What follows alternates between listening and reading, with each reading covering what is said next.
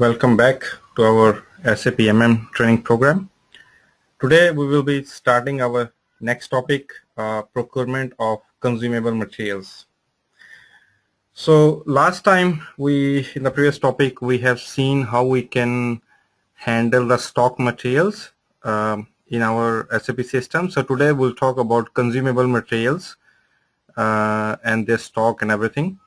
And also we'll see what is the difference between consumable and stock material.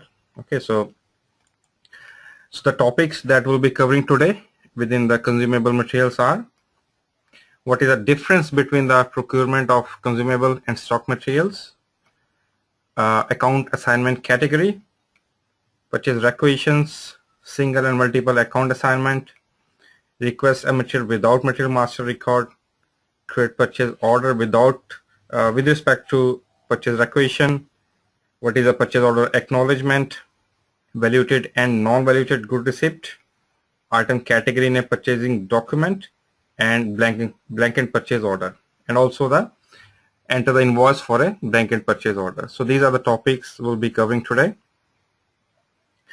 So let us start first with what is consumable materials. Okay, so let me give you a business example, the real-time example. So say in your company, certain materials are directly procured for cost center. Okay, these materials are not subject to inventory management at the storage location.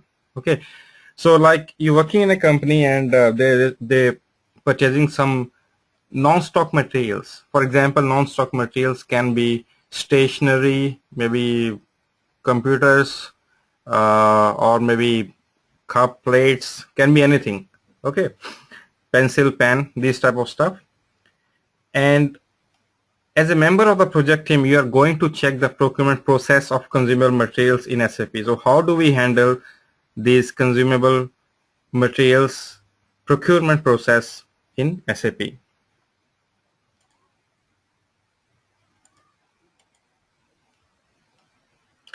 So consumable materials. So let's see more details about consumable materials. So consumable materials are materials that are procured directly for an account assignment object. Okay, so I'll discuss about account assignment object in a minute again. For example, the example of the consumable materials can be a computer system, a stationery like pen and pencil and all that stuff. Okay, for which we don't need to maintain the stock. Okay, like in the previous topic we have seen, like we have raw materials, we have finished goods, we have semi-finished good, we have trading goods material. Okay, so those type of materials we do need to maintain the stock.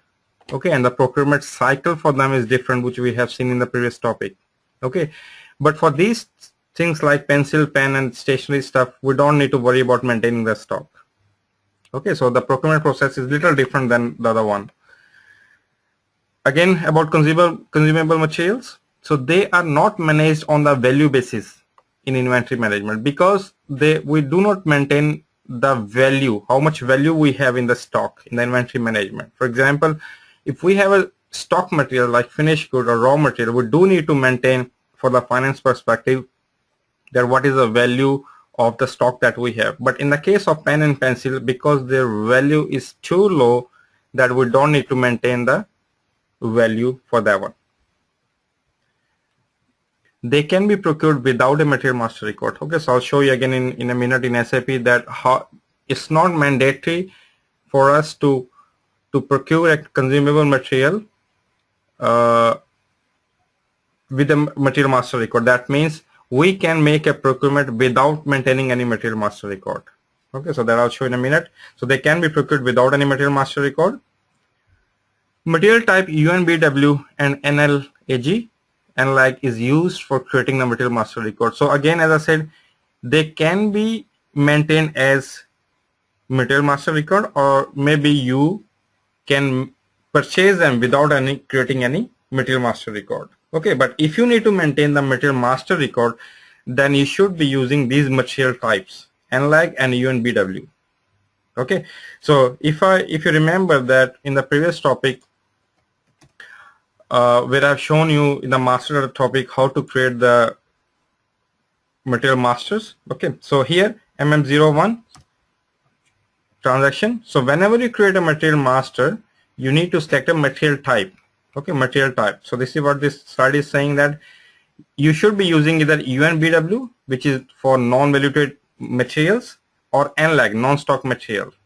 Okay, as the name is saying that for NLAG you cannot maintain any stock, and for UNBW you do not maintain the value. Okay, if you want to maintain the material master record. So here, if you want to maintain the, say, NLAG, what you need to do, you need to select here NLAG. See, that's NLAG. So you'll be selecting NLAG to create that material master record. Okay.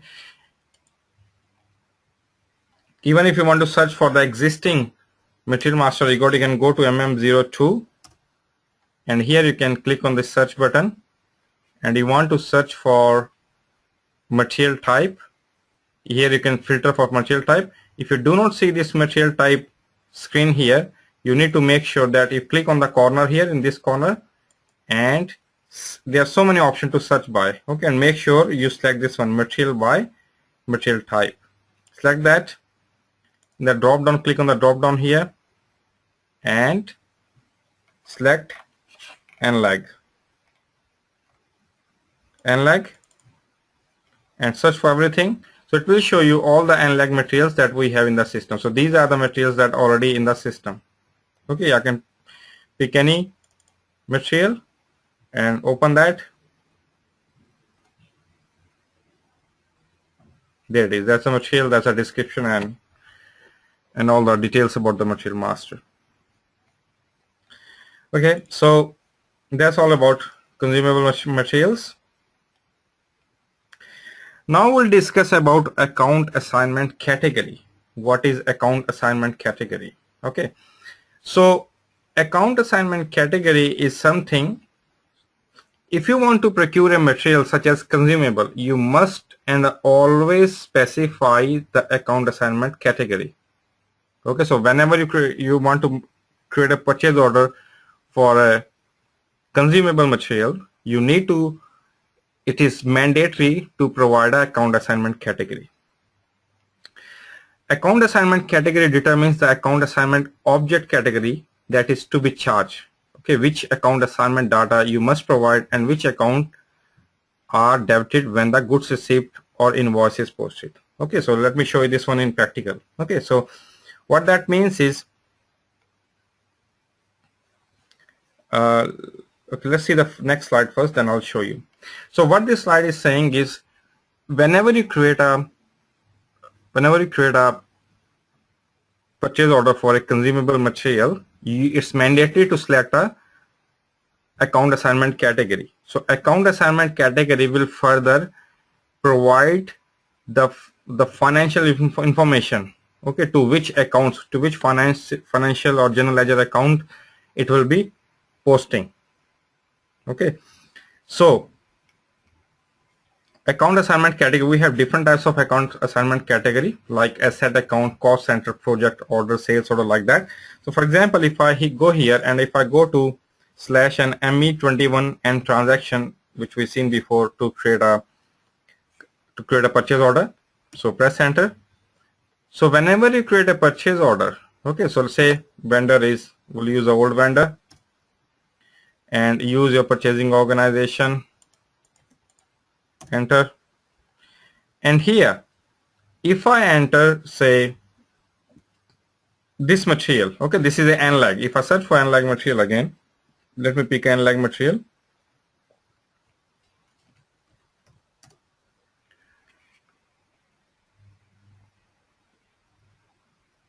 Say this one, okay, shafting assembly. If I select this one, okay, quantity is, say, 1, enter. It's asking me, it's putting the cursor on the plant here, so it's asking to enter the plant. I will enter the plant, 1000. And there's another message at the bottom, you can see there's another message at the bottom, account assignment mandatory. Okay, that means here we need to select what account assignment. See this field, account assignment.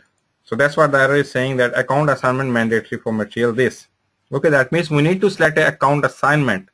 Okay, so here if I select this one, the search button, you can see you have different types of account assignment category.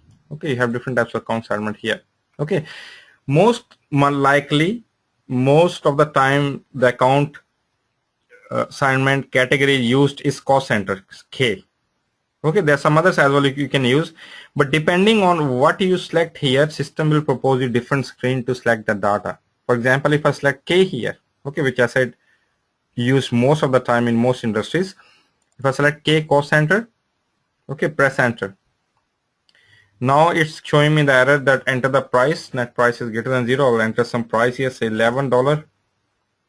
Now it's going to a different screen here, different tab, which is account assignment. So here it's asking me to enter a general ledger account and cost center and everything, okay, which is a financial information, so that system understands where I need to do the posting, okay, for when we do the invoice and everything, or the good receipt.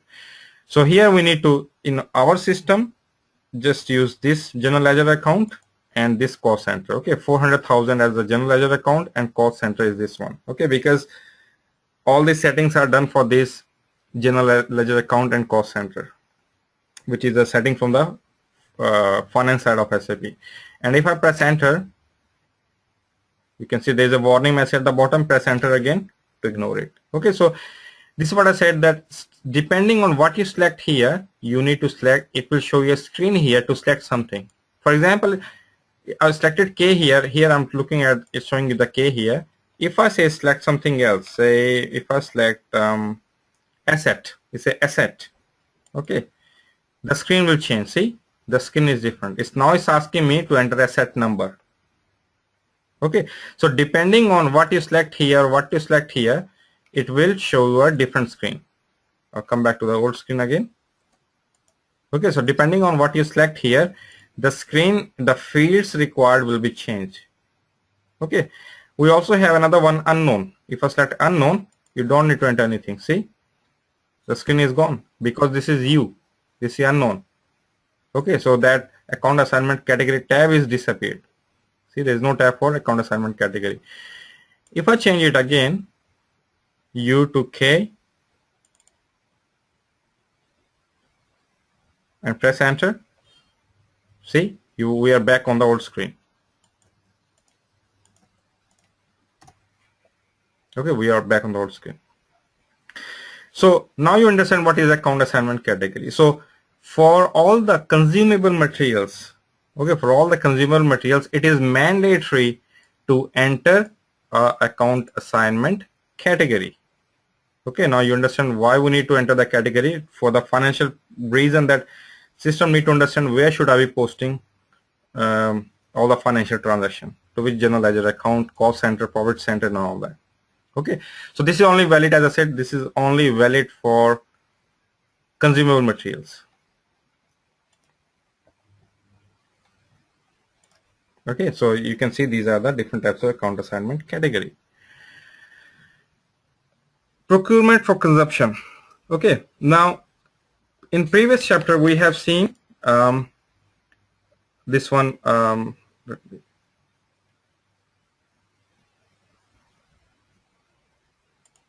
So in the previous topic, we have basically talked about the stock material, right? Stock material. So in stock material, what happens is system didn't ask us to enter the account assignment category. Why? Because for the stock materials, we mentioned that in the material master record. Okay, if you remember, I did mention that if I open any material master record,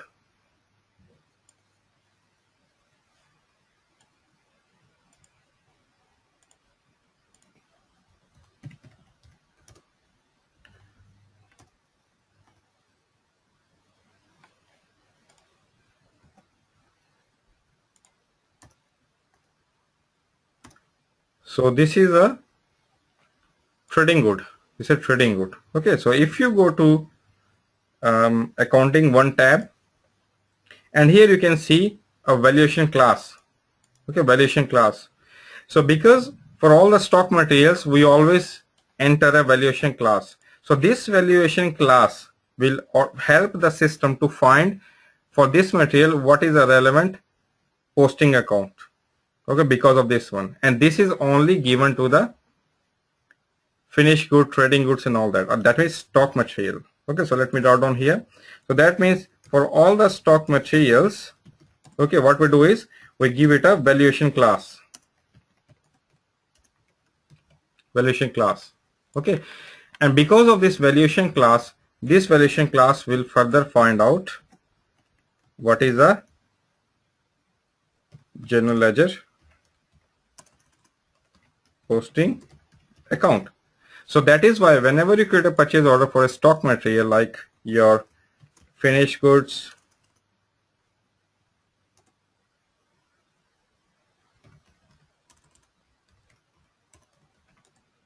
raw materials, okay, and trading goods, etc. So you mention the valuation class and you do not need to mention that account assignment category in the purchase order, okay, in the case of stock material only. But if you look at the consumable materials, okay, they do not have any, there is no valuation class. If I show you one material which we just used, WL, I think WL, or I can search it again.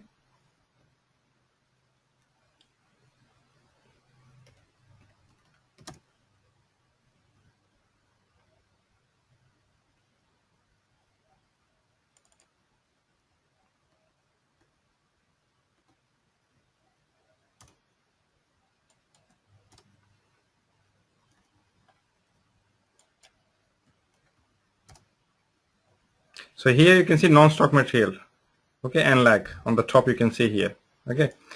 Now if I go to the accounting data here, okay, so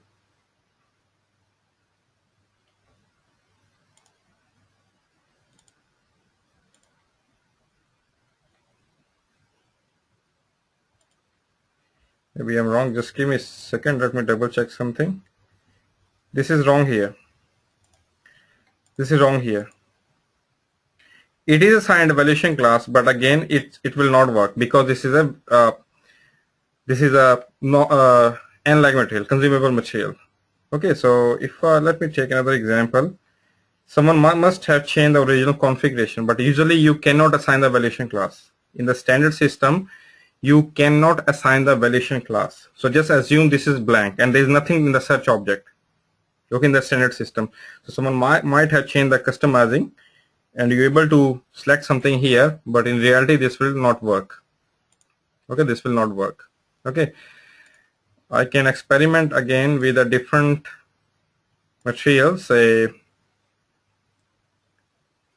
I go to MM02 again, the different material, say UNBW material type.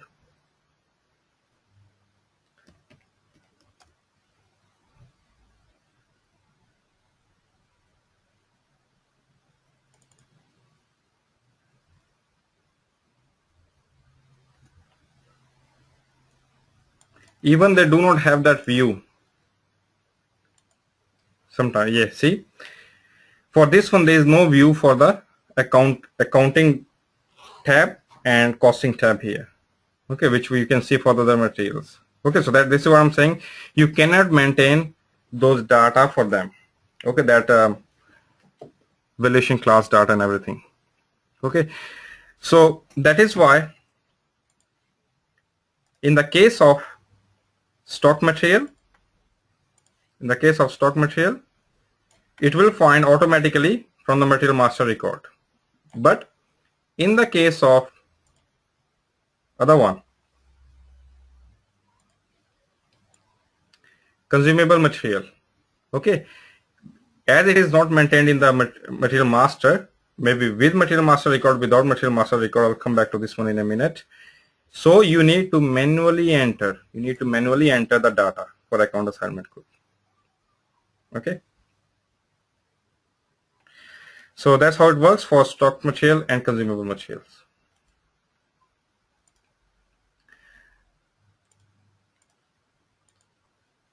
Okay, now another thing I will show you here is, as I said before earlier in the previous slide, that here they can be procured without material master record. Okay, that means if you do not have the material master record for your consumable material, you can still create a purchase order for them. I'll show you how. Okay, so if you want, if I go to ME21N to create a purchase order, and here if I enter the vendor, okay, purchase organization and all the data, and here what you do is, if you have the material master, you can enter the material number here, or you can search for that material code from here. Okay, but suppose we do not have the material master, okay, and we need to buy, say, pen or pencil, something like that. Okay, so I can say, okay, office goods, for example. Okay, so I just need to enter the description, whatever description you want to enter here. Just write the description, enter the quantity, say 100 pieces I want to buy office. I'll just call it, give it a proper name, say pen. Okay, so description can be anything, and you can enter the quantity. Now just see what it's asking. At the bottom you can see the message, please enter the material number or account assignment group.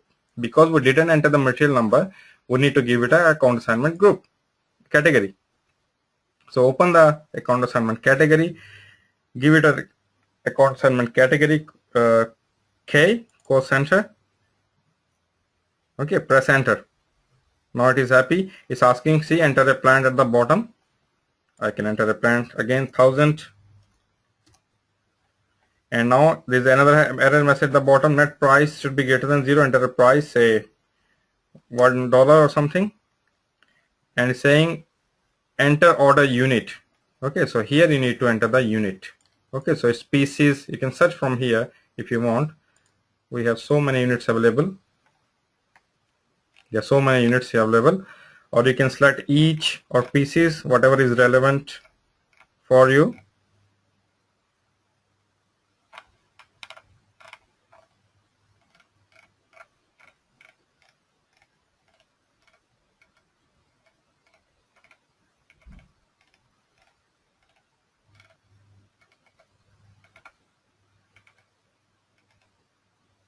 See pieces, select that, or you can manually type here PC. Press enter again. Now it's giving me error message, enter material group. Because we didn't enter any proper material master record, so we need to enter a lot of data. That's why it's asking. So material group, I can enter the material group from here. Just pick something from here, anything miscellaneous. Enter. Now it's coming back to the account assignment screen here at the bottom. Okay, so account assignment, and here, as I said, use this one 400,000, and here enter 40,000, enter.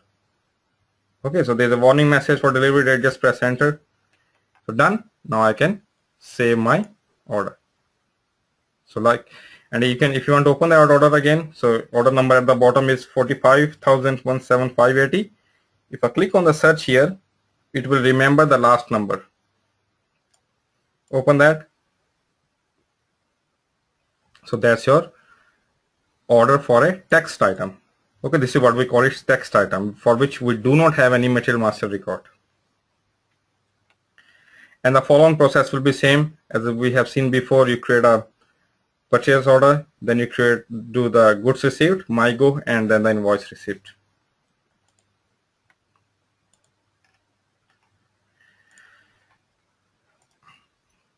Now we'll do some comparison between the stock material and consumption material. Okay, now you understand how the consumption material work from the purchasing side of SAP. So on the left hand side you have stock, on the right hand side you have consumption material. Okay, so stock material, entry of material number is required. We need to maintain the material master record. But for the other one, entry of material number not required, but it's possible. That means what we can do is we can maintain the material master as well. But if we don't have material master, we still can do the purchasing by the text, by typing a text here. But here you need to enter the material number. Okay, and here no account assignment category, because this is found automatically from the material master record. However, on the case of consumption material, you do need to enter account assignment category. This is mandatory. Here, posting to stock account, posting to consumption account. Okay, so from finance side of SAP, you have different types of account. So we have different types of account for stock account, where the stock material will be posted, and we have different types of account for consumption material. Okay, in this case, quantity, value, and consumption updated in the material master record. Okay, here what is the quantity we have in the warehouse, what is the value and everything. But here value is not updated. Quantity and consumption can be maintained. Okay, that means if you maintain, I'll come back to this point in a minute. And here you can see moving average price is adjusted. There is no price adjustment for material master because usually we don't maintain the material master. Okay, now here, as I said, value is not updated. Okay, because as I said before, why value is not updated? Because the value is so low that we don't bother to maintain them. So maybe the pen cost be maybe 50 cents, $1, pencil cost can be 30 cents or something. So we do not bother to maintain the value. However, quantity consumption can be maintained. If you want to maintain the quantity and consumption, then what you need to do is you need to maintain them as either this one or that one. Okay, so if you maintain is as this one, that means which is saying as this NLAG material master record, that means non-stock. That means stock, we're not maintaining the stock. However, the values can be updated. Okay, when you use this one, that means no stock, no value. This one, no stock, but yes, for valuation, sorry. For this one, you can maintain value as well. And for this one, you can maintain no value, and for this one you can maintain no stock. Okay, this is automatically done from the customizing, which we'll see in the next topic, that how this material type can control that if the stock can be maintained or if the valuation can be maintained or not. Okay, so we'll see them detailing again in the customizing topic later on. So that's the comparison between the stock material and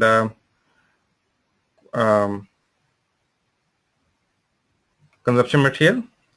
Now we're starting the next topic, which is purchase requisition. Okay, what is a purchase requisition? Okay, so purchase requisition is nothing. If you want to see the definition of purchase requisition, then it will say purchase requisition are internal document for asking your purchasing department to procure a material quantity for a material or service. That means if I'm working in the as a purchasing officer in a company, okay, and someone in the plant, say maybe the production supervisor or the quality supervisor or someone, need to procure something. So what they will do, they will not directly create a purchase order. They will first create a purchase requisition, like a request for a purchase. Okay, then it will come to me as a purchasing officer, and I will then decide them that whether we need to make a procurement or not. And if I say yes, then I will find a right vendor for that, and then I will convert that to purchase order, and then the purchase order will be sent to the vendor for the procurement. Okay, so basically all the plant people, everyone will be creating a request that we need to procure this service or this material. Okay, so this is known as purchase requisition, just a request. A purchase requisition can be created directly or indirectly. So directly means that a purchase requisition is created manually by a user. As I just said, that it can be created manually by someone in the plant, that okay, we need to fix the tube lights, we need to fix a fan, okay, we need to call the electrician, we need to call a plumber. It can be service, or we need to buy some nut and bolts, okay, we need to buy some spare parts. That in that case, someone will be creating a request manually, which is called directly. And the other one is indirectly, or you can say automatically. Okay, so in this, indirectly or automatically means purchase requisition is created automatically by SAP via MRP, maintenance order, production order. That means there's a functionality in SAP called MRP, which we'll talk again in the next topics. That MRP can generate automatic purchase requisition, okay, depending on the requirements. That means, for example, if there is a sales order to buy something and we purchasing that thing from the outside, or we're trading them, then depending on the quantity of the sales order that is received by the sales department, MRP can create an automatic purchase requisition. Okay, so we'll discuss more about this one in MRP later on. So that's your purchase requisition. So as I just said, this is your purchase requisition, and purchase requisition can be created from, as I said, manually or from MRP. Okay, and purchase requisition structure is pretty much like a purchase order. Okay, like purchase order, in purchase order what we do is we enter a vendor number, we enter a material number, and we'll pull all the data. Same thing here. In the purchase requisition, we can enter a material number, we can enter a vendor number, and it can pull the data from where? Material master data. Okay, from the material master record, from the vendor master record.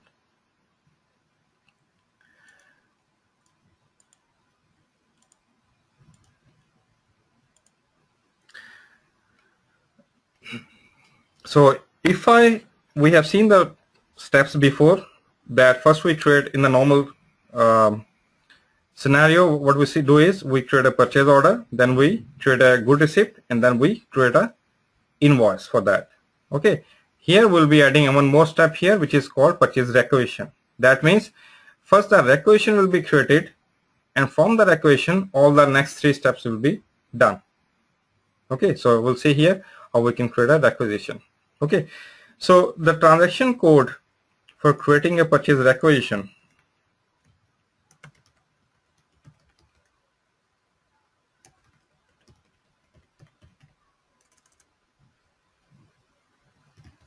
is to create a purchase requisition. Code is ME51N. To change, code is ME52N, and if you just want to display, code is ME53N. Okay, so here you can also see that in the menu path here, if I go to the main screen, you can directly enter the transaction here, or you can go to logistics, you can go to material management, purchasing, purchase requisition, ME51 to create, change, display. Okay, so double click on that ME51N. So what we're doing is we're going to create a request. Okay, we're going to create a request. Again, the structure will be similar to like a purchase order. So you can see header, item overview, item details. Open the header and item overview. Okay, so in the item overview, you can enter any material, or you can also enter a text in the case of consumable. So what I will do, I will be creating a one for material, one for text. Okay, a request. Okay, so here I can enter material. I know one old material which is HT1010. I can enter that one, and it's asking me for plant. 1000 is the plant. Press enter. There is another error at the bottom. See the error. Enter the quantity. I will enter the quantity. Say 10 pieces. Okay, so that's very quick, because when you have the material master record, it's very quick. Okay, this is a stock material. This is a stock material. We just enter the material number. It pull up all the data from the material master record, and then we enter the quantity and which plant. That's it. Okay, second item I will be entering as a consumable. Okay, so if I enter here, just as text, say we need to buy a say spare part 1, or you can give it a say any code, KT000, any code number, quantity is 1. Okay, press enter. It will keep asking you the different required fields. It's asking what which plant, enter the plant 1000.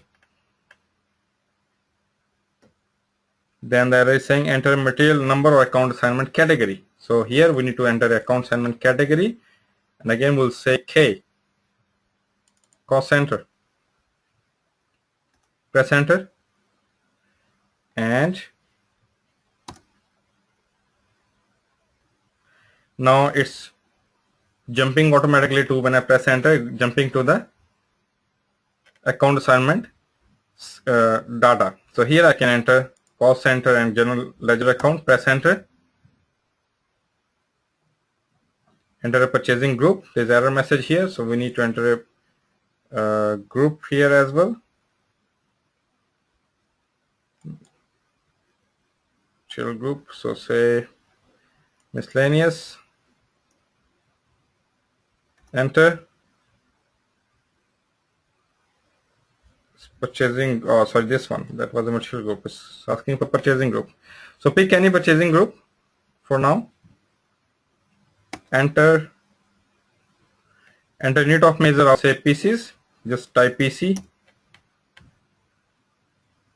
enter the valuation price, what is the value, I can say okay 20 euro or dollar, whatever, enter, and now there is no error, there is a warning, but just ignore the warning, and this is ready. Okay, so your purchase requisition is ready. So you can see that the structure of the purchase requisition is pretty much similar. If you look at this screen, it has the similar sort of button like create button, change button, other button, header data, item overview, item detail. Okay, so same thing you can see here. See, there's a header, I can open the header. There's a header data, there's nothing much here. I can click on this little button to close it. Then this is the item data, and at the bottom you have item detail. So we have two items. You can select what item detail you want to see, 1 or 2, 1, okay, 10 or 20, basically 10 or 20. Okay, and you can click on this little button to create it. You can click this little button to search for another document. Okay, and what I'll do, I will save this purchase requisition. Okay, click on the save button. Also you can click on the document overview here, and you can, like we used to search for different documents, you can search for different documents by clicking on this button here. See, you can search for this one. Okay, so we'll use this functionality again in the purchase order in a minute. Click on off and save it. So at the bottom it's generating a number for you. Note down that number. I can click on that message at the bottom and I can copy that number. So that is my number, my purchase requisition. This is the purchase requisition I just created. So that's how you can create a purchase requisition, just a request. Okay. Now with regards to the account assignment category, okay, it has some more functionality. I'll show you here. When we talk about the account assignment category, which we just used, let me call that purchase requisition. Click on that. That's a number. I'll paste a number here. Open that document. Okay, for second item, because second item is a consumable item, and here you can see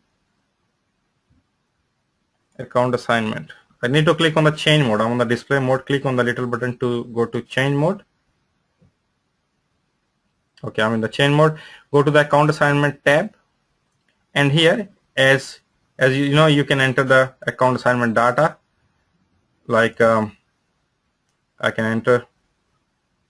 can select K, cost center. Oops, sorry, I picked the wrong one. Let me go back and come back in again. ME52N.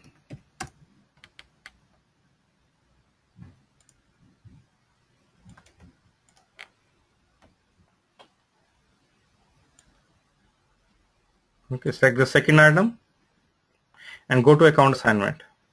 Okay, that's good. Okay. Now in the account assignment, you have the option to enter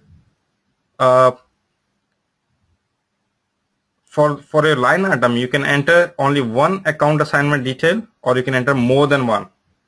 Okay, that means that, for example, if I'm ordering a consumable product like chair. Okay, I'm ordering for chair, 90 pieces of chair. Okay, so maybe 30 pieces going to one different department, 30 maybe for another department. So and those departments belonging to different cost center. From the finance side of SAP, we need to see that where should be the system should be posting the financial data. Okay, so 90 pieces may be divided into 3 or 4 departments, and we want to divide those 90 pieces to 3 different types of cost center. Okay, because they will be used in a different department. So in that case, what you can do is the standard screen will show you always one account assignment. That means whatever quantity, say if I change the quantity here, I say 90. Okay, that means all the 90 pieces here, they are going to be linked to this cost center. Okay, but when you talk about multiple account assignment category, okay, so to do that, you can click on this little button here on the corner. It will show you a different screen. See that? Okay, that means here I can enter different account assignment category. Okay, so I can say I can remove this one, I can select this one, I can delete, and I can start all over again. Okay, so say in the previous screen, there's nothing here, just remove everything, and you can click on multiple account assignment screen, and you will see here, and that means some quantity, this quantity will be going to this cost center, this quantity will be going to that cost center. For example, out of 90, I can say 30 will be going to cost center 400,000, another 40 will be going to, or another 60 will be going to 41,000. Okay, so, and what is the general ledger account? Maybe.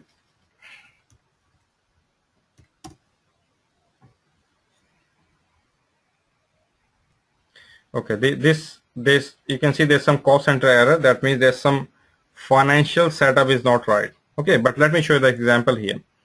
Now, so you can see here I can divide the 90 quantity into different cost center. Okay, and again you have different options here. For example, you can say I want to divide by percentage or I want to divide by quantity. If I select quantity, if I say quantity, that means I can divide the quantity. I can manually say, okay, 30 pieces here and 60 pieces here. That will make total 90. Okay, so when you select 30 and 60, you can divide into more than 2 as well, 3, 4, 5, 6, whatever you like. Okay, when you say 30 here, 60 here, system will automatically show you the percentage. That means 33.3% here, and 60 for 60, 66.7% here. Okay, if I change it, say 20 here and say 70 here, you can note that percentage will change when I press enter now. See, percentage change, 22 here, 77 here. So that's one option, that you can divide them via quantity. The second option is you can divide by percentage. If I select percentage, you can note that this is now grayed out, and this is now in the edit mode. I can say manually that 30 pieces here and 30% here and 70% here. Okay, so you can say this is saying 27 here, 63 here. Okay, 30% here, 70% here. Okay, so either you can divide it by quantity or divide it by percentage. Depending on what you select from both of them, it will grade out one of them and change the other one to edit mode. Okay, right now the percentage one is active, so percentage is edit, other one is grayed out. Or I can select quantity, it will reverse it. You can say this is now active and this is now grayed out.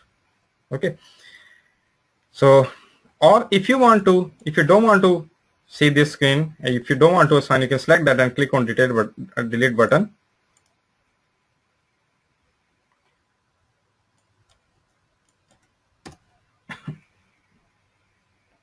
Or you can click on this little button on the corner to go back to the single account assignment. Okay, so clicking on this button, you can swap between the single account assignment and the multiple. I can click on this one again, you on the standard screen. I can click on this one again, go to the other screen. Okay, so you can play with that. So that's account assignment, multiple account assignment. Another thing I want to show you here in the multiple account assignment here is, let me enter some quantity here, say 30, 60. Okay, this second one, okay, invoice, how the invoice should behave, posting of an invoice. Okay, you have two options here, distribute in sequence or distribute proportionally. Okay, so what does it mean? That means if I put the cursor on this field and press F1, I'm pressing F1 on my PC, it will give me the detail of that field. Okay, so what it's saying that if I scroll down, you can read all that later on, that what will happen is, you know, the proportional. Okay, so if you look at this, say you have this data, say you have 100 pieces in total, you have divided into three different cost center, 50, 40, 100. Okay, total is 100. Sorry, 50, 40 and 10, total is 100. Now when you select the proportional here, proportional, okay, when you select the proportional here, what system will do, when system will post the invoices, okay, say you have, let me write down here in more detail what this one is saying is,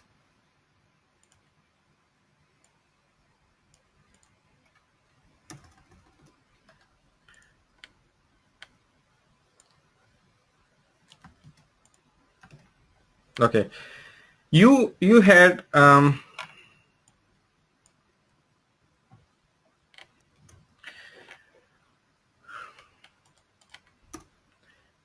you had a purchase order of total 100 pieces, and it was divided into three different cost center, 50, 40, 10. So 50, 40 and 10 will make total 100. Now the invoice that you received is, say, for 70 pieces only. We have total 100 pieces, for the purchase order. The purchase order is saying total 100 pieces. Okay, however, the invoice we received is only for 30. Okay, maybe they have delivered only, not 30, just say 70. So they have delivered only 70 pieces. Okay, so how the system will behave? So when you have three different cost center, so because we didn't receive the 100 pieces invoice, only 70. So how system should behave for posting for 50, 40 and 10 for three different one? Okay, so that means if you select the proportional, here, the second one, in that case, what system will do? System will divide the price proportionally into all three of them. Okay, total will be $700, whatever. Okay, so it will divide proportionally. Okay, so it was 50, it will get 50% of whatever the invoice quantity and amount is. Okay, this will get the relevant person, this will get the relevant person. So 700 will be divided into all three proportionally. Okay, when you select the proportional, as the name is saying. When you select the sequence, as the name is saying sequence, so sequence means it will go via sequence. That means it will fill up the first one first, second one second, and third one third, like that, and so on. Okay, so if you receive the 770 pieces or 700, so 70 pieces will be covered. So out of 70, 50 will be covered here, which is 500, and 20 will be covered here, which is 200. That means system will go in sequence. So first one first will be covered, second one second will be covered. Okay, so next time when you will receive the another 30 pieces invoice of 300 euro, so that will be divided into 200 here again, and rest here, 10 here, 100 here. Okay, so it will go by sequence. So whatever the first one is, that will be filled first. Then if something is left, it will be given to the second one. Okay, in the case of sequence. Okay, so proportional is proportionally. So it will be divided into, oops, sorry.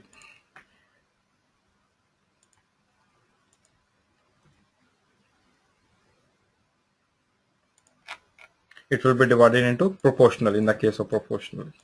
Okay, and at the end of the day, you will have 70 pieces invoice for 700 euro, and same is the case here. But only how they will be divided, that you can decide here. Okay. So that's only again the case of consumable products. If it's a stock material, you don't need to worry about.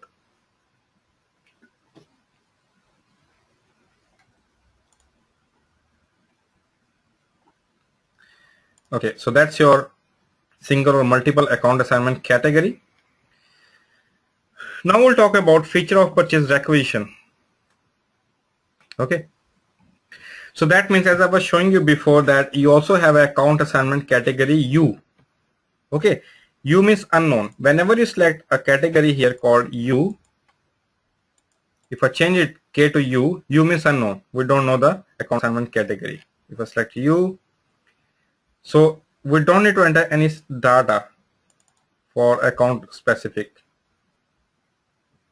You can see everything will disappear, all the account assignment data, and system will not ask me anything extra. See, the account assignment tab is gone. So there is nothing else system is asking me. Okay. And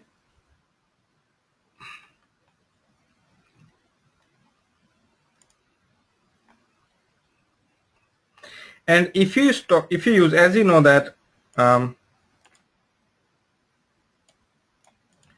in the case of consumable material, right, you can enter either a material with material master record, right, or you can enter a text material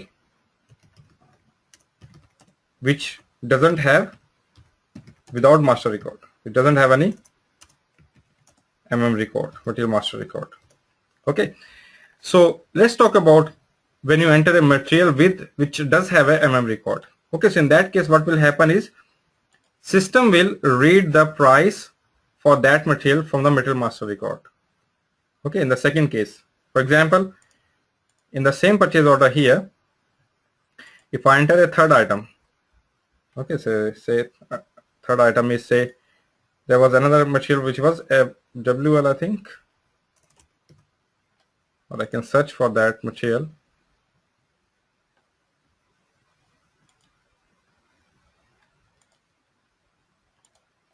For N lakh, that one WL 1000. Okay, for this material, say quantity is 1, plant is 1000,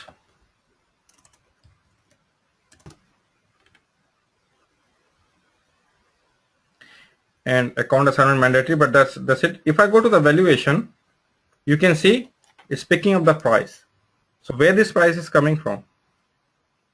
Okay, let's have a look. If I open this material, so it is saying 100 euro. If I open this material,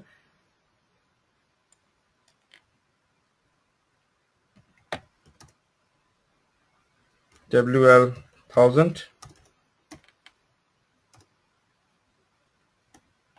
saying there is no storage location, so I can remove the storage location and start again. There is no sales organization maintained, remove that, enter. You can see that here. So in the case of consumable material, the price is proposed from here, from the material master. Okay, so there is 100 price, 100 price is proposed here. Okay, however, if I'm entering a text item, okay, which doesn't have a record, material master record,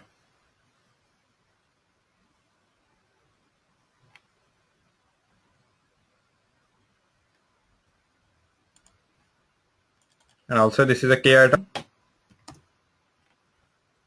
Okay, so plant is 1000. Now don't worry about others. If I go to the valuation, you can see there's no price here because system doesn't know what is the price. So here in this case I need to enter the price manually.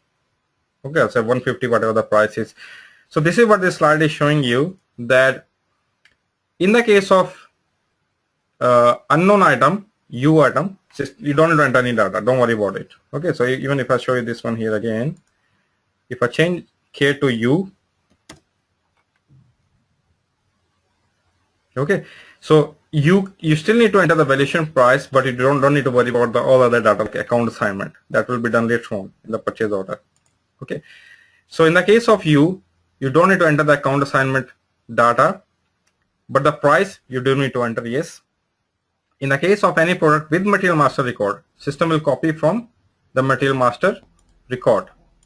Okay, so in the case of you have the material maintained in the system M10 as a material master record, so system will read the MM record. Okay, and if it is a K item, which is you enter the text item, so in that case system doesn't know the price, so you need to manually enter the price in the system. Okay, that's how it works. Then next we have is status of a requisition.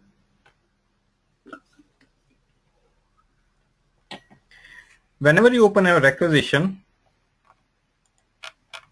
let me delete that.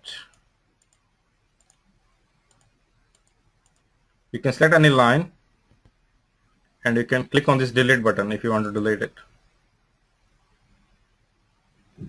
Yes. Or delete the other line as well.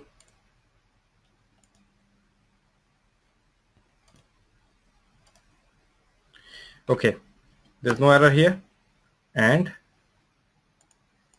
let me save it. I'll copy the number and I will save it. Okay, so that's the purchase requisition here. In any purchase requisition, you can go to the status tab. You can go to the status tab and you can see what is the status. Like status here is processing status is not edited. Okay, that means if this is or it is active, still active. Okay, that means if this is converted to a purchase order, which I'm going to show in a minute, it will be saying PO created.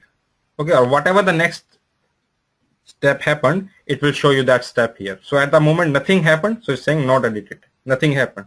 Okay, but when something will happen, like purchase order is created or a contract can be created as well, scheduling agreement can be created as well from a purchase requisition. We'll talk about these later on.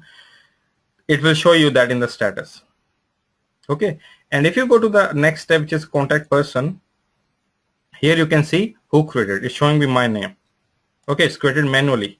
It's showing you who created. It's created manually by me. Okay, so it will show you created by MRP or production order, created by whom. So if it's a manual case, it will show you manual, who created that, and on what date it was created. Okay, so you can see all the details in a purchase requisition. In the latest version of SAP, which is EHP 6, ECC 6.0 EHP 6, you have the option of EHP 5 onwards, all the versions, you have the option to save any purchase requisition as a template. Okay, and you can pull that template whenever you want. For example, in a company where I'm working as a purchasing officer, or maybe as a production supervisor or someone, or a maintenance supervisor, and a lot of time we need to place an order for this spare part or whatever the item is. It can be stationery, it can be anything. Okay, so to save the time next time, that means if I created a purchase requisition today and probably I need to create it say every week, okay, that means I need to enter all the data manually every time, which is a waste of time. Okay, so I can save this PO as a template. You can save a PREC, purchase requisition, as a template. Okay, that means next time whenever I need to create the same data or similar data, I can call up that template. So what I need to do is, if you want to save it as a template, it's very easy. Call that purchase requisition, click on this save as template. When you click on that, here you can give it a name. By default it is saying new template. I'll give it my name. Okay, you can give your name as initial. I'll say GS template. Okay, you can enter more description. You can enter say, okay, template for spare parts. Okay, whatever you want to call it. Also, you have the option to say, you can say you want to make it public. That means if I stick public, that means it will be available, it will be visible to all the users in my company. Okay, if I untick that, that means it will only be visible for me. Okay, so if I tick that and say okay, done. Saying template GS template was saved, say okay. Now next time, say next week, I come back again and I want to create a new purchase requisition. I can click on new purchase requisition. Here it is, new one. And instead of entering all the data again and again, I can click on load from template. And here you will find the one I just created. Say this one, GS template. I can select that one and say okay. It's saying template data is copied, and see, template is ready. So it will copy all the data exactly. So see how quick it is, and it will save my time. So you can save a template, which is occasionally, you can save a purchase requisition, which is occasionally used.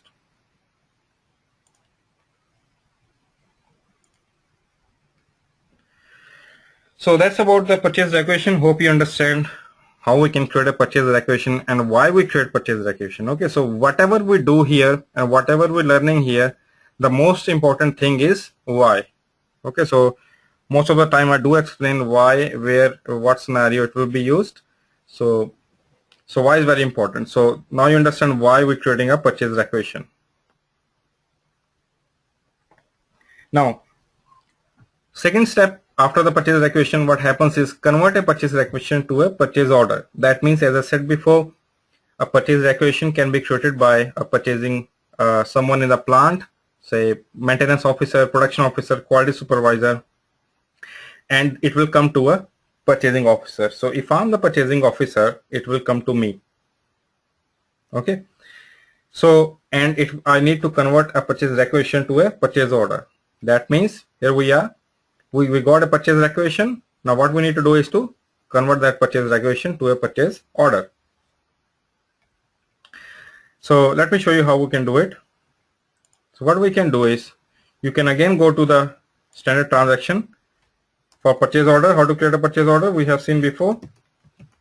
Purchase order transaction is ME21N. So I can, or you can, I can go to /n ME21N, and here click on document overview on. So when you click here, then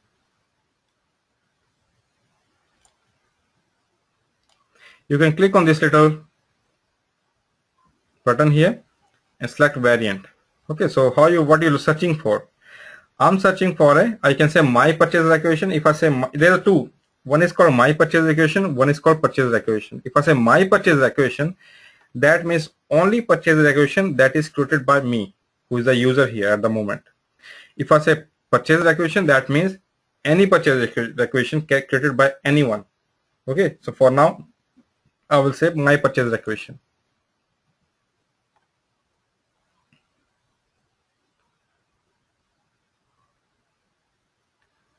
So it's showing you 3 purchase requisitions that I created so far in the system. For example, if you say purchase requisition only, not the my purchase requisition, only purchase requisition. So it will show you a selection screen here that, okay, which purchase requisition is searching for. You need to give it a filter. There can be thousands of them. You can enter a vendor, you can enter account assignment group, you can enter a purchase requisition number, okay, or you can also say created by name of the requisitioner. I can say, okay, created by me, for example, or you can also search by material number. Okay, created by me, it will show you all the purchase requisition created by me. There are only 3, that's why it's showing you 3. So you can filter that by different objects like material, your vendor, created by, so many options are there. So for now I'll go back to my purchase requisition. So that's my purchase requisition that I want to convert to purchase order, right? So what you need to do is to select that purchase requisition and click on this copy button or adopt button. okay, and it will copy the data to a purchase order. Okay, just be careful that if you double click on this one, if I double click on this purchase requisition, what it will do, it will show you the purchase requisition on the right hand side. It's not showing you the creation of any purchase order. If you double click here, it will show you the purchase requisition here. You can see on the top what it's saying is display. It's saying that display purchase requisition. So it will happen when you double click on your purchase requisition number. So select that and click on adopt. It will not work because I need to go back and come back in again. I need to start this transaction again. So we'll click on document overview on.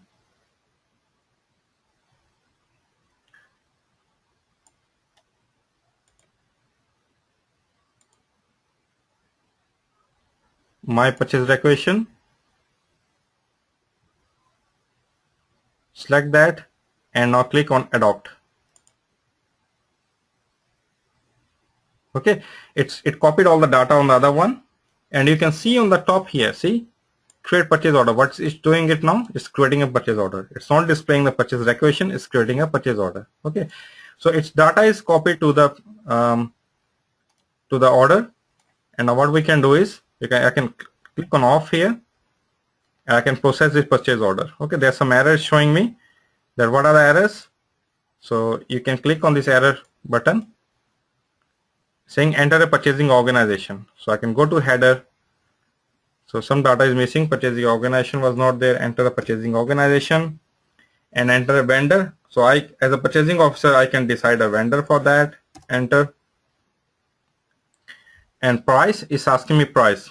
Okay. So what happens is it will not copy the price from the previous item. I'll tell you why in a minute. Okay. So I will enter the price here and saying unknown, because for the second item we use the unknown as the account assignment group. So it's saying it doesn't like unknown, so we need to change it to K or something. So we can't get rid of we can't use that here. So I can say K, and again I can enter some data for the account assignment category, and it's ready. Okay, now if I save it, system has converted the requisition to an order. So order number at the bottom, you can see. If I click on the message at the bottom, I can note down the purchase order number. So purchase order created is that. Okay. So because what we did is we created first a purchase rec. Okay. And from the purchase rec we created a purchase order, which is that number.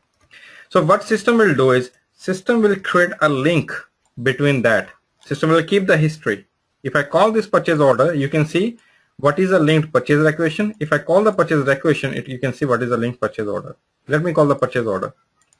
If I go to ME22N to change a purchase order and click on this open other order, paste that order number, search.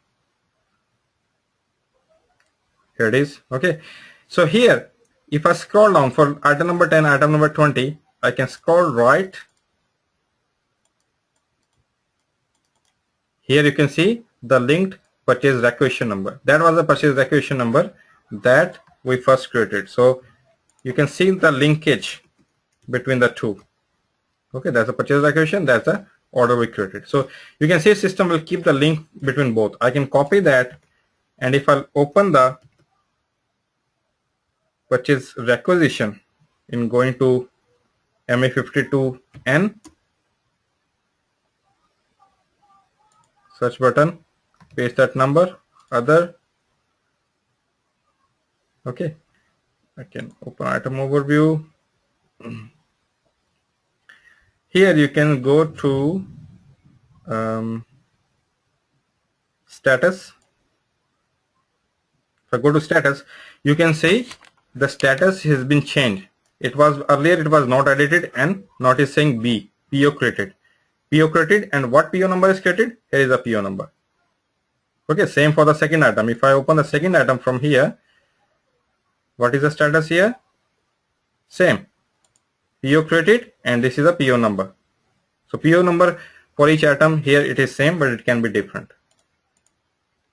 Okay, so that's it. That is how you can convert your purchase requisition to a purchase order. Okay, so that's the first one. And also,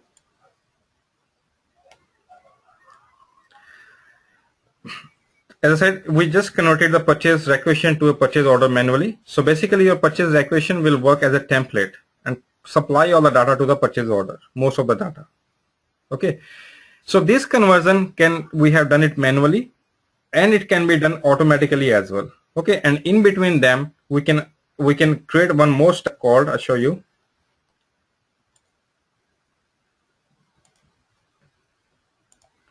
So from the purchase requisition we have created a purchase order. In between them you can enter one more step, which is called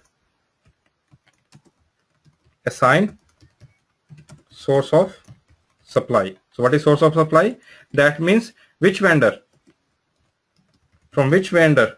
Probably we procuring this material from maybe different vendors, different times. So from which vendor we're going to, who is the current vendor, you can say. Okay, who is the right vendor. So you can add one more step here, that from the purchase requisition is created, we can assign a source of supply, and then a purchase order is created.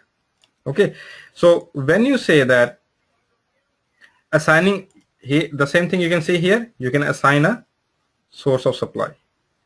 Okay, this assigning of source of supply, which we'll cover in a different topic later on, this can be done manually or can be done automatically. Okay, both. Okay, then once you assign a source of supply to a purchase requisition, it knows that I need to buy from the ABC vendor, right? And then the purchase requisition will be converted to a purchase order.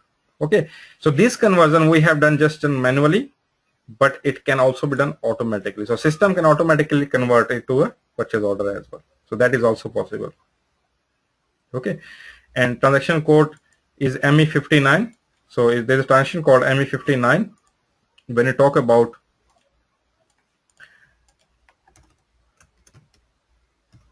just for knowledge, automatic conversion of a PREC to PO, transaction code is ME59. So what happens is this transaction, if I go to ME59, this transaction run in the background. Okay, so that's another topic. So automatic creation of purchase order. So this transaction will be run in the background, and say once a day or maybe 2 times a day, and whatever is pending purchase requisition, it will automatically convert them to purchase order.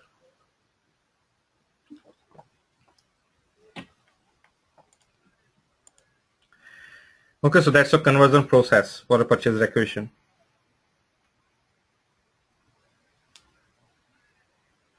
Okay, I think I already discussed this one, but let's see again. So if in your purchase requisition,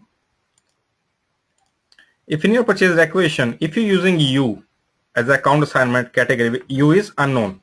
Okay, when you have unknown, then you don't need to enter the account assignment category data and everything. What is the general ledger account cost center? Okay, when you say U. Okay, but when you convert the purchase requisition to purchase order, okay, you can't use U here, not at all. You need to change it to something else like K or something. So U is not accepted in the case of purchase order. Okay, you need to change it to K. That means when you select K, you need to assign the account assignment category data. Okay, so in simple words, U can be used here in the purchase requisition, but cannot be used in the purchase order when your purchase requisition is converted to a purchase order. So someone need to convert it to K and give it the right data.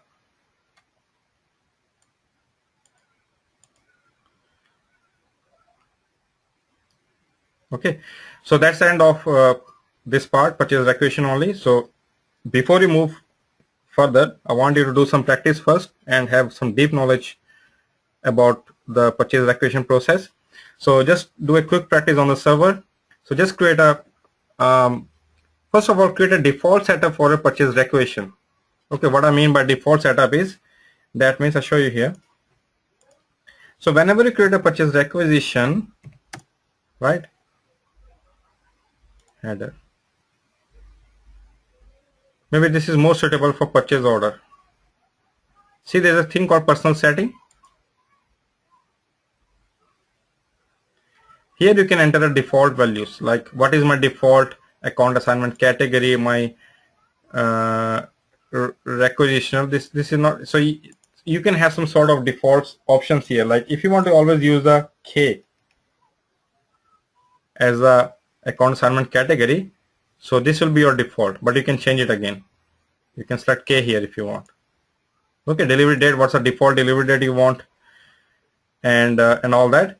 And this is something useful in the case of purchase order. If you see the default option for purchase order, so that's a purchase order creation screen. If I go to this here, what happens is, I'll show you. Whenever I enter a vendor in the purchase order, see, it's asking me for enter the purchase organization, purchasing group, company code, and everything. I can make it a default setting. I can click on personal setting and go to default values. And here you can select, okay, what is my default purchase organization. So my default can be set 1000. If I'm using 1000 all the time, I can use it. Okay, and I can say, okay, purchasing group should be 000, like that. Company code should be this, and whatever you're happy with, save it. So next time what will happen, next time when I'll create a new purchase order, you can see it's automatically picking that value here. See, it's automatically picking those values. I don't need to enter it again and again. So always better to create a default value for yourself. Okay, so I want you to create a default value for not only purchase requisition, but also your purchase order.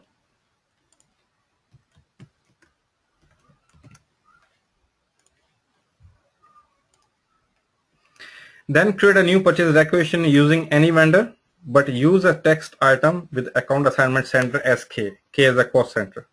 Okay, so use this one as for a text item. Okay, just enter any text item, can be any office supply, can be pen, pencil, whatever you like. And assign the general ledger account and cost center as discussed. So the account, general ledger account I said before was use of 400,000 in this system, and cost center as 40,000. Okay, and use that in the purchase requisition you created here. And also have a play with the multiple account assignment function.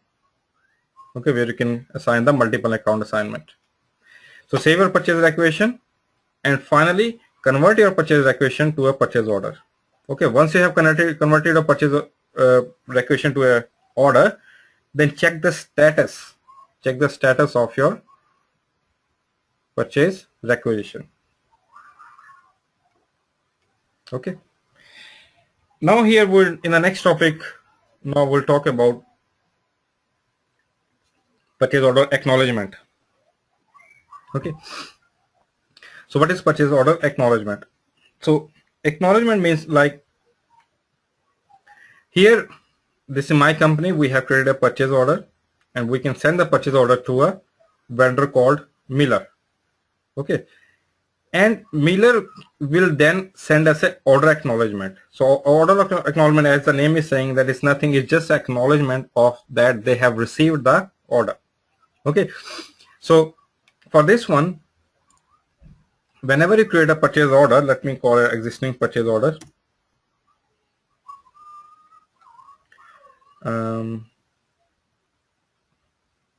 So that's a purchase order that we created earlier. And here if I go to delivery,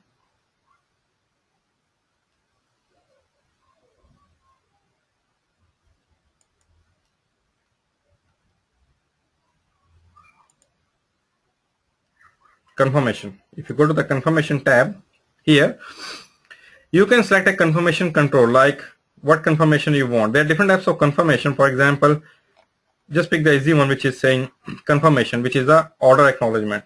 Okay, it can be a shipping notification, like whenever they ship the goods, we want them to notify us that okay, the goods are on the way to us. So for example, if you just want to say order acknowledgement, right, you can select order acknowledgement and check this one. Okay, so when you do this one for any purchase order, this will send a notification to the customer, okay, that we need one acknowledgement for this purchase order.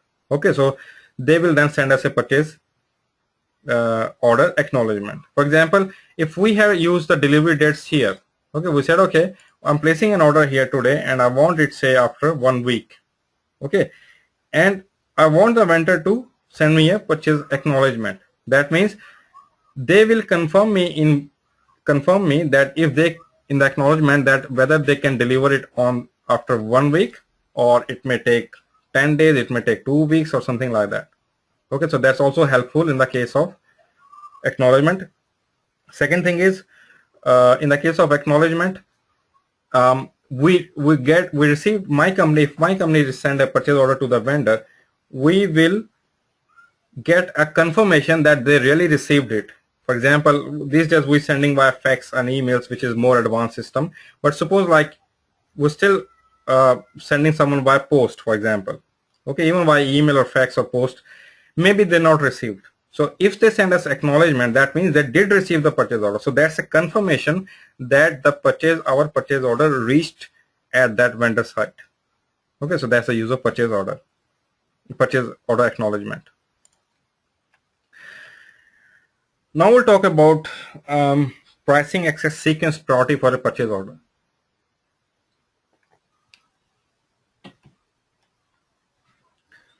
So what that is, whenever we create a purchase order,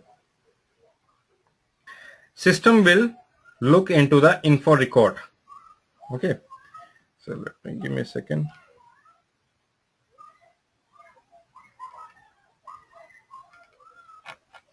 So what will happen is whenever we create a purchase record, a purchase order, system will always look into the info record. Okay, so for example,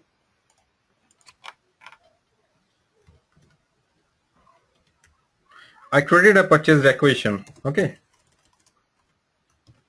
created a purchase requisition, say 1 2 3 4 5 number is the number. Then, and here in this purchase requisition, I have say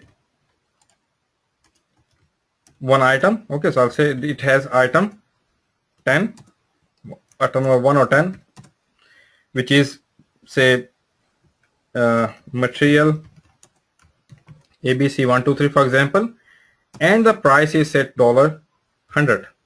Okay, in the purchase requisition, whoever created the purchase requisition, they have manually entered the price here. Okay, but now when the purchase requisition will be, what will next step will happen? It will be converted to a purchase order, right?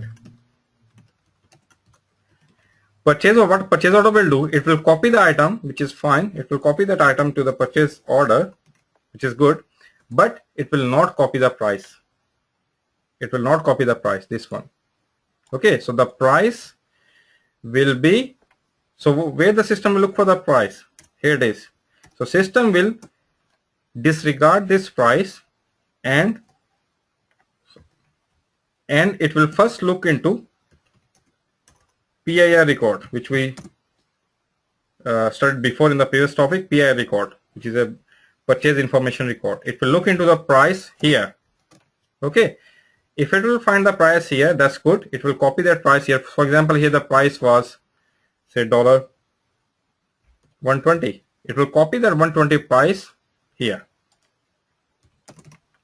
Okay, or if it can't find the price here, it will then look into the last created purchase order. Okay, if there's no price here, then only. Okay, if there's no price here, the PR is not maintained, then it will look into the last purchase order, and in the last purchase order when we created for this vendor and material, price was say $115. It will copy this price here. So that's the first priority, that's the second priority. Okay, so purchase order will never copy the price from here. It will always look into here or here. Okay, so this is what this slide is showing you, that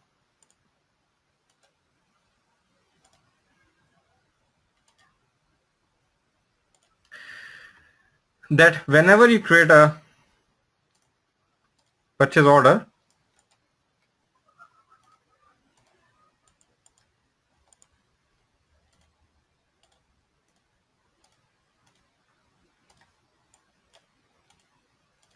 so here whenever you create a purchase order, so system will first look into the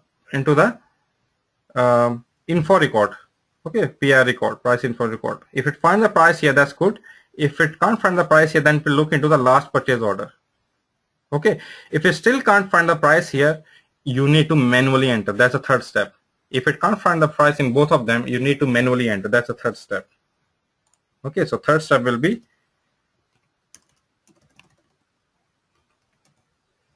enter price manually in PO. Okay, but still it will never copy this one. Okay, so if it will find here, it will copy and stop the search. Not if it can't find here, it will search here. If it can't find here, then the last step will be manually. Okay, this is one thing is exceptional here. Okay, this is the case of all the purchase item. Only for, it is not valid only for when I talk about key item, okay, or text item where there is no purchase order record, material master record. Okay, so this is mostly used for material master record where there is a material master record. In that case, this is valid for all the items where there is no material master record, like in the case of consumable material where you enter a text item that is no record. So in that case, what you do, in that case this is fine. So system will copy that $100 here in that case only when it is a text item. Otherwise, if you have material master record, this will not be considered. Okay, so this is only considered in the case of text item or in the case of consumable products. Okay, that's the access sequence. Now we'll talk about valuated and non-valuated good receipt. Okay, so hope so far you understand the meaning of valuation. Okay, what is valuation? When I say valuated or valuation, that means, for example, in the case of good receipt, if in my company we receive the goods, right, then the valuation will happen. For example, say ABC material, ABC 123 is a material, right, and we have, say, price is $10 each. Okay, and in the stock we have, stock is 100 pieces, right? Now, what is the value? Okay, we need to maintain the value from the purchasing as well. So what is the value of your ABC product, ABC 123? Okay, so value will be 10 multiplied by 100. So value will be $1,000, right? Now suppose today we received another 50 pieces of ABC 123. Okay, we received from a vendor. Okay, that means what is the value now? So value will be, what is the stock? What is the new stock? New stock will be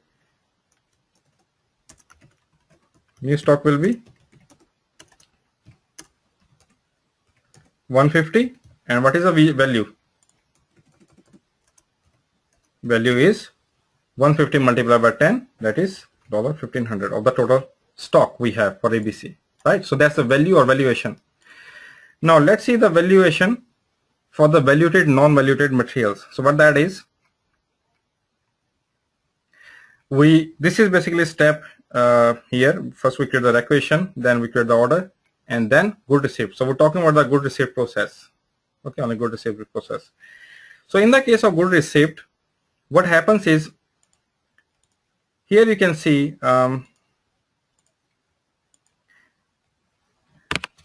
in the case of stock material, okay, in the case of stock material, you receive in the good receipt, you have the good receipt, you have the invoice receipt. Okay, in the case of stock material, you can see they are the valuated goods and the posting will happen here.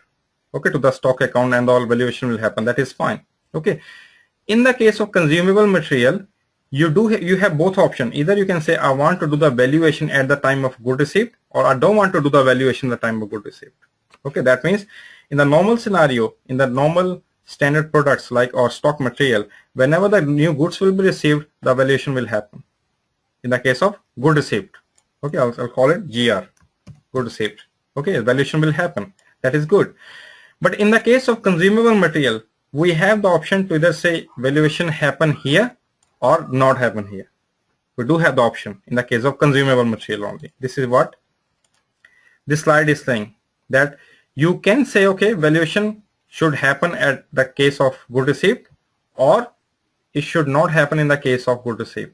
It should happen. If you say not happening in the case of good receipt, then it will happen in the case of invoice receipt. Okay. So let me show you how it is possible.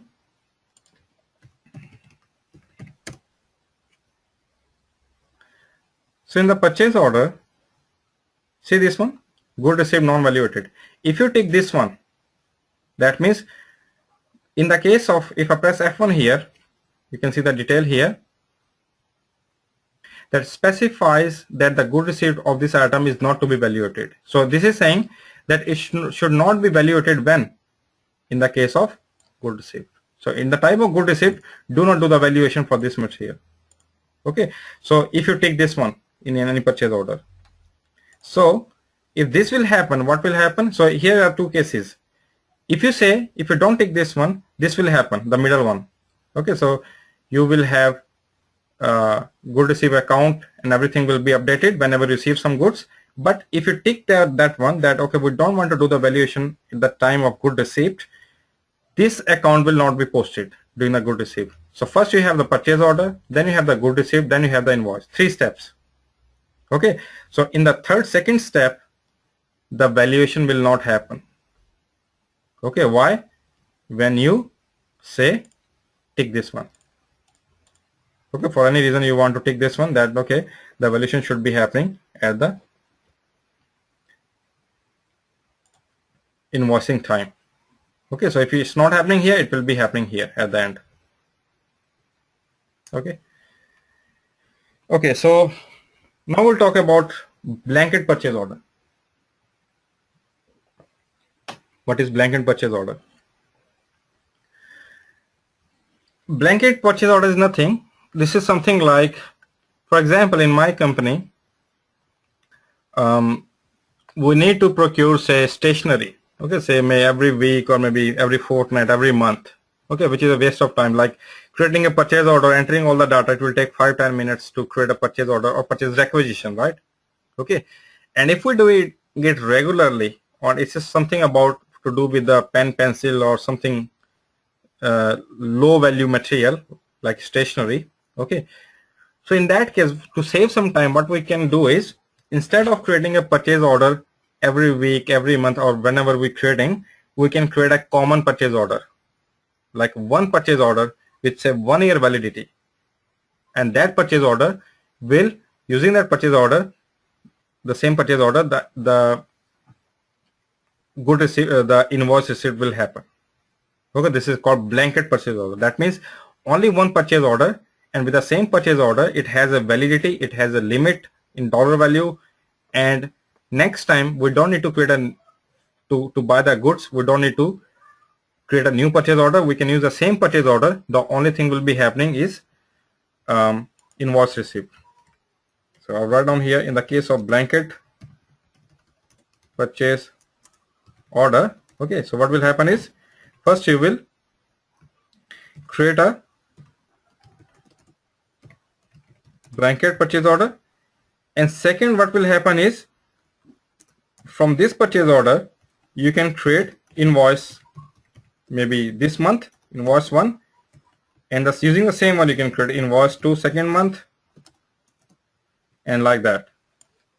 Okay, so depending on the validity of your order, you can create as many invoices. So if for next month I need to buy some more goods, I can use the same purchase order, which is a blanket purchase order. Okay, so that's a purchase order, and in purchase order you can give it a validity. Okay, you can create a validity.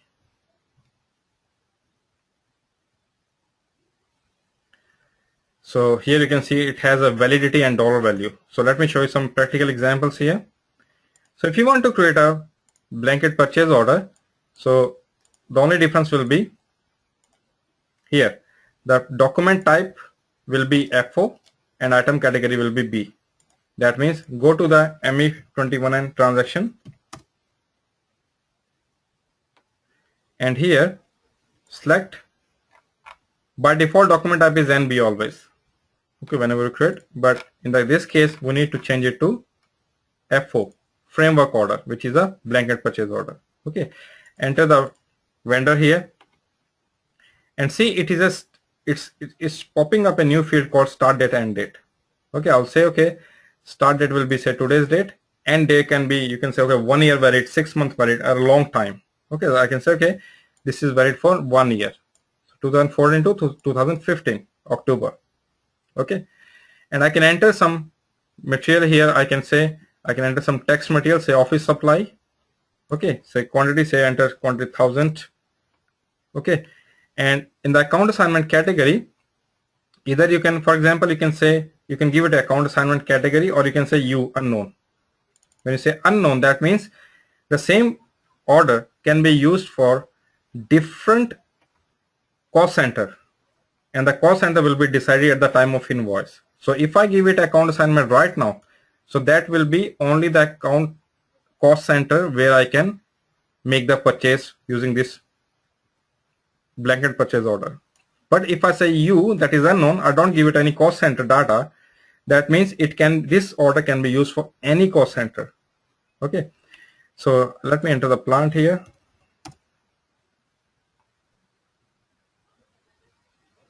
Oh, sorry. Okay, we can't use that in the purchase order, but we can use that in the purchase requisition. Okay, so in the, because we're not creating a purchase requisition, so let's skip this and we'll use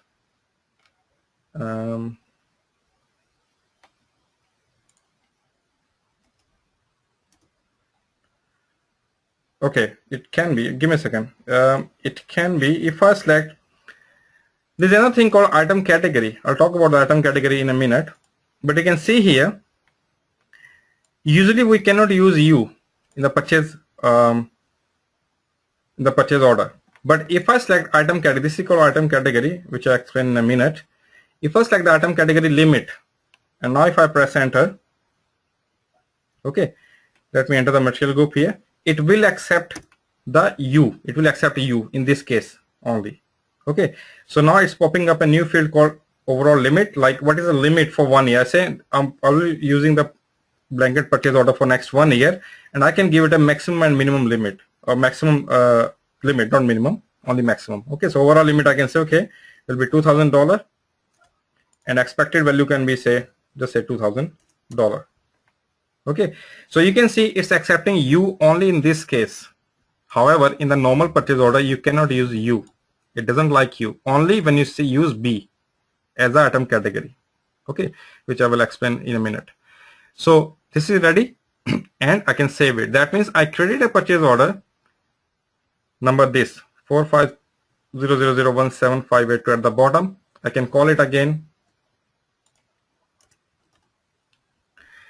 That's a purchase order with, that is a maximum, it has a dollar value. It has a dollar value and a limit and a expiry date, you can say. If I go to limit, here you can see the limit.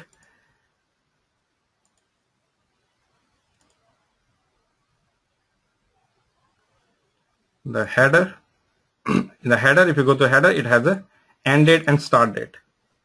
Okay, so within this 1 year, I can use the same PO, and I can't cross this limit. Okay, and I can save it. Okay, and next step you can start again. Like, next step will be same. From this PO, what you will do, you from the blanket purchase order, it's ready. From here you can create a good receipt or then from the good received you can create a invoice. Okay, so if I can copy this, if I go to MyGo and I can do a like we done before.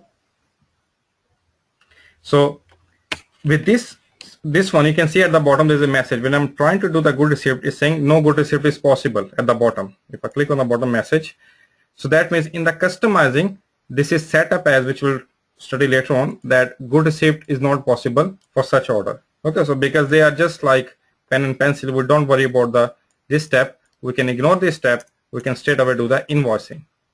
Okay, so if you want to do the invoice, go to MyRow, M-I-R-O, which is a transaction for this one.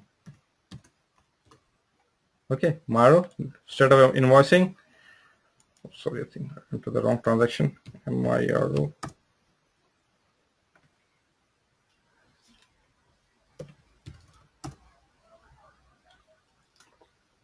So that's a transaction.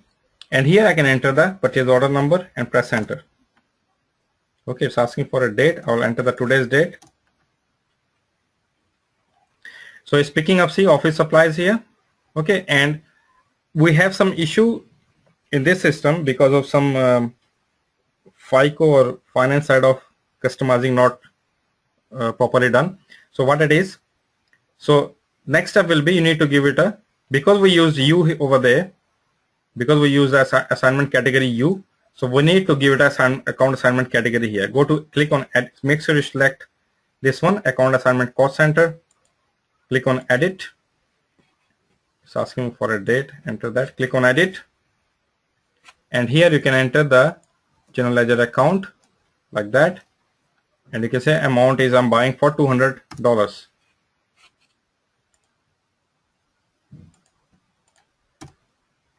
Okay, so $200 of value I'm buying now, check and click on back. Okay, so due to some reason you can see there's a red message, there's a red error message here. Okay, if I click on that message, you can see the balance not zero, 200 minus debit, the balance not zero, 200 minus debit, 200 minus and debit 200 and credit 00. Okay, so there's some accounting side of setting which is missing in the system, which I'm also not sure how to fix it.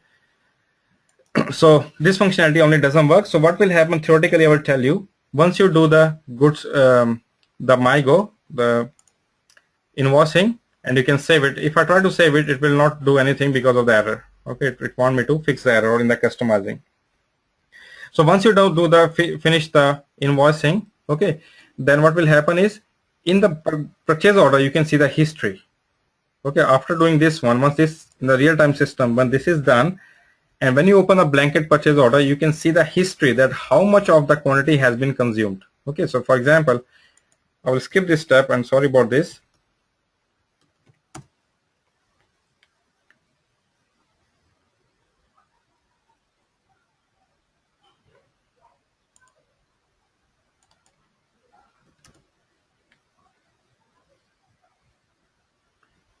Was order number 82. Okay, so once you do the once you have done the invoicing, you will see a data here. You will see a new tab here. At the moment it's not showing you any tab here, which is called PO history. Okay, but usually once the invoicing is done, then it will show you a new tab here which is called PO history, and in the history you can see how much of the quantity we have so far. So out of 2000, how much dollar value we have done the invoicing. So once that limit is done, so for example, from the same blanket purchase order, you create invoice number 1 for $200, next one can be $500, and so on. So once that the limit will be exhausted, when this limit will reach, MyGo cannot be done. Okay, so that means this will expire then. This blanket purchase order will be expiring because of the overall limit reached because of all the invoicing and everything. Okay, and all this data, as I said, will be available in the purchase order history here. Okay, so like we have seen the purchase order history as well earlier for the other documents. I call one.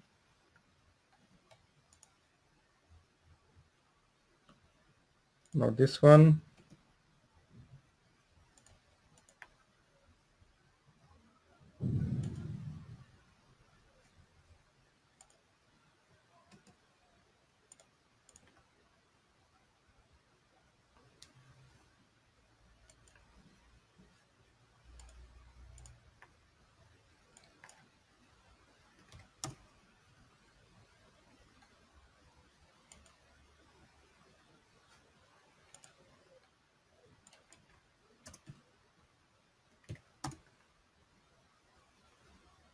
Yeah, this one.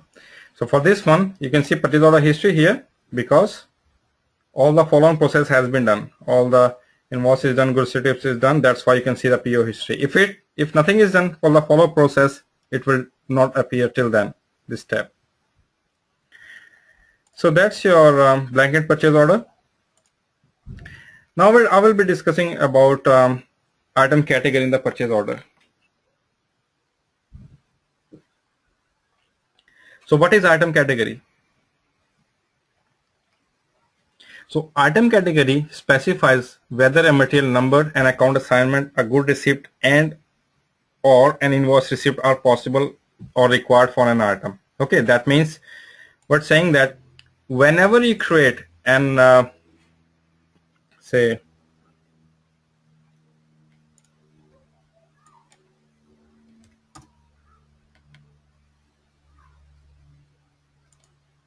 okay, if you look at this, maybe not, this is not a good example. If I call another one.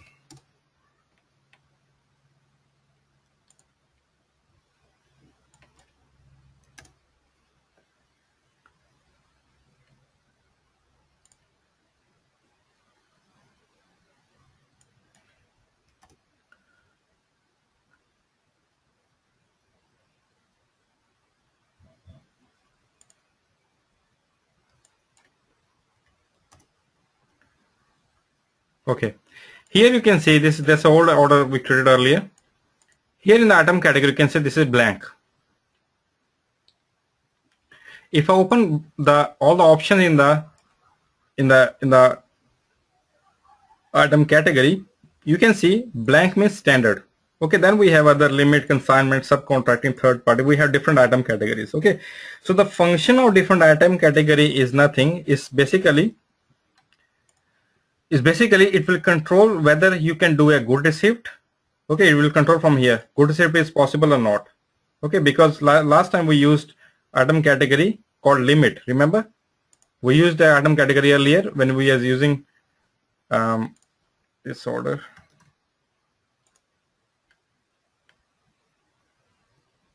We use B here, and because of B, it didn't allow us to do the invoice receipt. So these type of things are controlled from the item category, whether you can do the good receipt, okay, or whether the invoice receipt is possible, or what is possible, what is not possible. So that is controlled by the item category. Okay, so we have different types of item category. For example, these are the control. Okay, whether the material, like you can enter the material number or the text item, whether you can maintain the stock, account assignment category is possible or not, good receipt is possible or not, invoice receipt is possible or not. So these are the things that is controlled by the item category. Okay, so which is done in the customizing, and we'll start the customizing chapter very soon. So that's all controlled by the item category. And when there is blank over there, that means that is a standard item category. Okay, and we have some other types of item category, like blank is standard, which is used most of the time. If you don't select anything, it will be blank, which is standard. Then we have things like limit. We just use limit, where you need to give it a limit. Okay, when you use a limit, it was asking you to enter the dollar value, what is the maximum expected value. Then you have consignment. When we use a consignment stock, which I talked about in the second topic earlier, second video, that we can have a consignment stock of the vendor. Okay, subcontracting, again, when we want to create a subcontract purchase order, okay, or a third party purchase order, or a stock transfer purchase order, okay, or a service. So depending on what you want to do, so we'll talk about the subcontracting and the third party order or services in the next coming topic, and then you will understand what type of purchase order are they. So they're just a bit different, but for it can be for subcontracting, it can be for consignment, it can be for service and all that. But when you select any of them, it will then control the behavior of a purchase order. That means what will be the next step. Okay, so next step can be no good receipt but straight away invoicing, or could be something else. Okay, so these are the things that can be controlled by your item category. Okay, so item category, you can have different item category when you use a request for quotation, when you use a purchase order, when you use a purchase requisition, also the outline agreement, which we'll study later on. Okay, so but basically these are the stuff that can be controlled by the item category. Okay, we'll talk about them again later on. So that is the end of this topic as well. So I want you to do some practical work. So first, just to do some practice, create a purchase requisition using the transaction ME51N for a text, use a text item, and also use a second item as a N-lag item, like a non-stock material. Okay, and use account assignment category K. So that means I want you to create a purchase requisition. First item should be a text item. Second item should be a consumable item like N-lag item or UNBW, material master record item. And also use the item account assignment category as K, cost center. Then convert your purchase, make sure there is no error in the purchase requisition. Then convert your purchase requisition to a purchase order using ME21N and transaction. Now check the status of a purchase requisition. What is the status of the purchase requisition? Converted, edited, what? And also to practice, create a blanket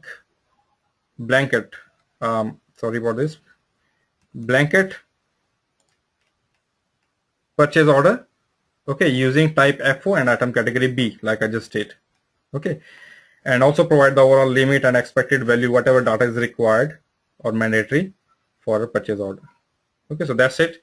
So if you just do this one, you will have a better and deeper understanding of the purchase requisition process and everything, and how the system behaves and all that. Okay, so that's the end of this topic, and thank you very much for watching this video. I'll catch you in the next video.